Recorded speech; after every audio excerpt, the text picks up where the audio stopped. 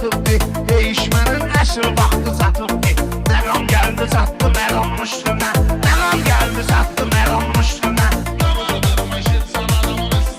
Meyxananın güllərini dərmişəm, lazım olan yerlərə göndərmişəm. Mən haram yemişəm, özüm vermişəm. Sən kimi yıxmamışam atamın üstünə.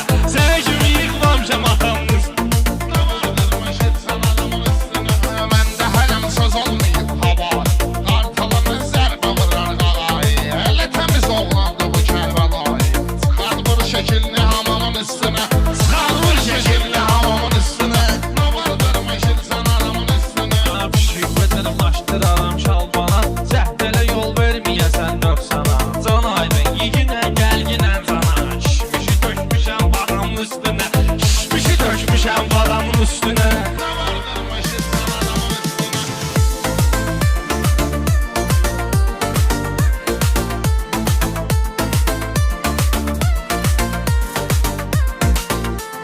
Sağ ol və tərəfindən bir göstərirsən. Durub özü bir cavab da beytərirsən.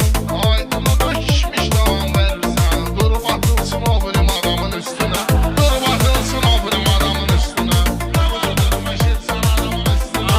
Mən sizə xafir qalaram oyunda. Söz deyərəm dostun götür qoyunda. Meyxana getdik Rəşadın toyunda. Əqrəb oturdu dörd tamamın üstünə. Əqrəb oturdu dörd tamamın üstünə. Nə vardır məşirsən adamın üstünə. Gəlmişəm sənə car kimi.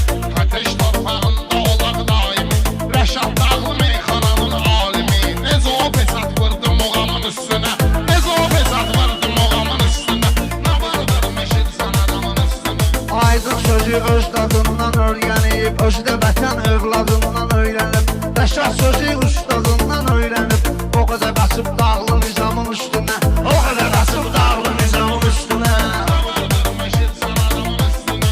Rəşad millətin dilinin şuvarıdır. Varsa ixtiyar onun ixtiyarıdır. Rəmzidən öyrənməyi iftixarıdır. Gedməyib ki atmaq avamın üstünə. Gedməyib ki atmaq avamın üstünə. Nə vardır məşirsən adamın üstünə. Aydının dəyişməyəcəkdir halı, meyxanada yaxşı gəlir əhvalı. Meyxananın hər an dalda dur dalı. Yəni davam gəlir davamın üstünə. Yəni davam gəlir davamın üstünə. Nə vardır məşirsən adamın üstünə. Mənim məhəbbət haqqındadır sözüm. Aşıq olanda gərək olsun dözüm. Bir aşıqəm qızı budur mənim gözüm. Hücum edirəm sərvi xuramın üstünə. Şiğizi